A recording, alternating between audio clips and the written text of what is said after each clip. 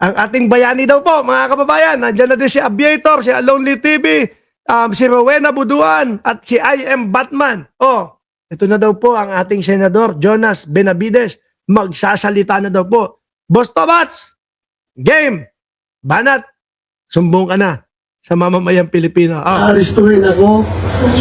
May warrant of arrest daw si Trillanes na hawak. Meron. Nandyan sa labas ng Senado. Nasa library ng Senado. Ang dating senador na si Antonio Trillanes. Bato, ipapaalala ko lang ha. Sana maalala mo din. Tingin ko, maaalala mo naman. Kasi ikaw yung mismong nagsalita nun. Come on, Mr. Trillanes. Mick Madi. No?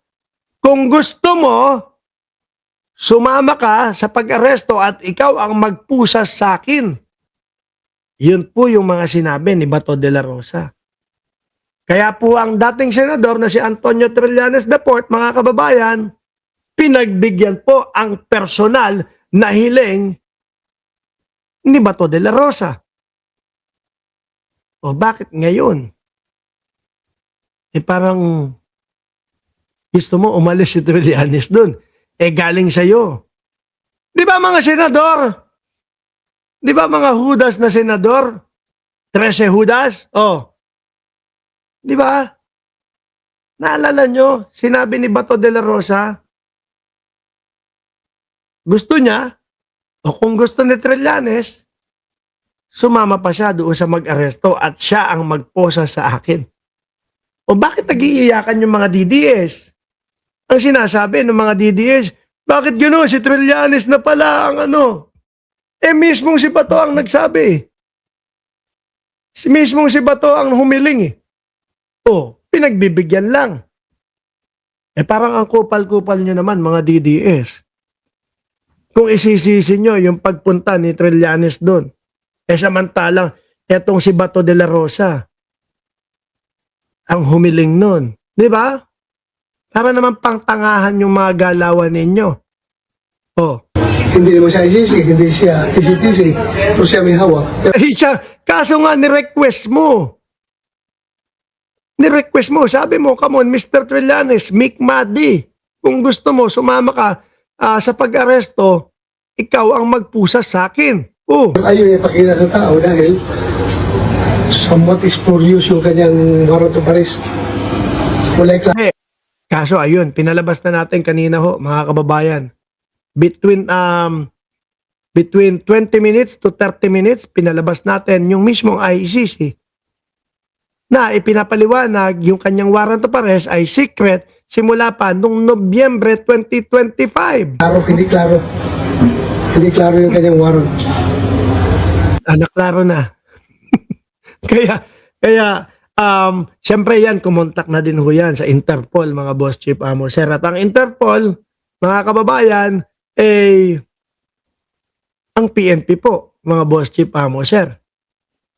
At sinabi ko nga ho, na tingin ko, papapasukin, makakapasok itong PNP sa Senado dahil yung mga sinasabi na bawal arestuhin sa loob ng Senado, yun lang po ay yung 6 na taon pababa yung mga kaso. Yung kay Bato de la Rosa, lagpas 6 na taon yan.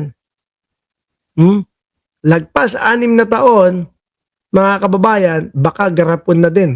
Umuwi ito, mga bossing. Wala daw case number. Meron daw doon is wala yung situation number lang. So, malabo ito maging warrant of arrest. Bakit nandiyan ka? Hindi mo harapin. Di ba? Labas ka, oy, Trillanes. Akin na, tingin nga yung tingin nga yung warrant of arrest mo. Bakit walang ganito? Bakit walang ganyan? Ba't hindi mo kaya yun? Ba't nandiyan ka, nagtatago ka? Di ba? Kaya, pinipilit niya na secret daw. Kasi gusto nila pilit nila akong dadalhin sa dahil surrender doon. Yun, kasi naman nung panahon ninyo, hindi nyo binigyan ng pagkakataon yung mga tao na nagrereklamo doon sa oplantokhang ninyo di ba? Binaliwala nyo, hindi nyo sila pinagbigyan. Kung pinagbigyan nyo yung mga yan, na kayo ay ihabla or whatever nung panahon ninyo, malamang ang kaso nasa Pilipinas. Oh, ipinakita nyo, ipinahalata nyo na walang mangyayari doon sa kanilang mga reklamo. Ano ginawa nila? E di pumunta sa ICC at etong dating senador na si Antonio Trillanes Deport, sinamahan, tinulungan sila. Oh, kaya sila napunta doon sa ICC. At nung naramdaman nyo na, nalaman nyo na kayo na iniimbestigahan na, saka kayo kumalas sa ICC. Di ba, mga kababayan? Yun ang istorya nun. Kasalanan nyo din. Kasalanan nyo din. So, sana, suportahan ninyo ako mga kaibigan. Suportahan nyo kami. Pag sumama ka, suportahan ka namin. Pero kung na yung pagtatago mo dyan, actually nagmumukha nga eh. Nagkakanlong ng pugante ang Senado para ho sa akin, mga kababayan eh. Ano? Kasi parang ganun ang dating sa akin, no, mga boss chief amo, sir. Ang Senado natin, nagkakanlong ng pugante, mga boss chief amo, sir. Sa katauhan ni Bato de la Rosa. I am Kami sumisigaw ngayon, kagaya ni Salvador Orbillo. O, i-abolish na daw po ang Senado. Kasi nakikita ng mamamayang Pilipino na nagkakampi-kampihan para wag masugpo yung mga kalukuhan. Di ba? Nagkakampi-kampihan para sa iisang pamilya yung Senado natin. Kaya ang sabi nila, i-abolish daw ho.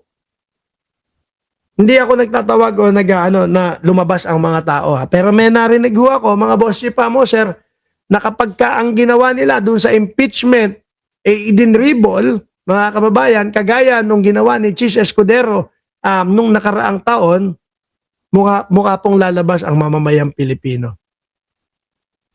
No? Mukhang lalabas ang mamamayang Pilipino, mga kababayan. Yun yung narinig ko ho, mga boss chief mo, sir. Kasi, binuin mo nung ginawa nila yung last year. Tayo! Bakit gusto natin matuloy yung impeachment? Pabor ho sa kanila, mga kababayan. Pabor po sa kanila. Bakit? Maririnig natin yung depensa nila. Maririnig natin yung paliwanag nila. Di ba, Jenny Ramos? O, nakita ko si Jenny Ramos, nandun agad eh, oh. Maririnig natin yung paliwanag nila. At kapag ka maganda ang paliwanag, explanasyon, at yung kanilang depensa, baka ang inyong lingkod pa ho, mga boss chief mo, sir, ang magtanggol sa kanila. Baka pati po kayo dyan sa comment section, nagandahan kayo doon sa kanilang mga depensa, baka pati ho kayo ipagtanggol sila. Kaso wala tayo naririnig na depensa ho sa kanila, mga bossing. Ang tanging nakikita po natin sa kanila, mga kababayan, ay pigilan yung impeachment sa kung ano-ano pong pamamaraan.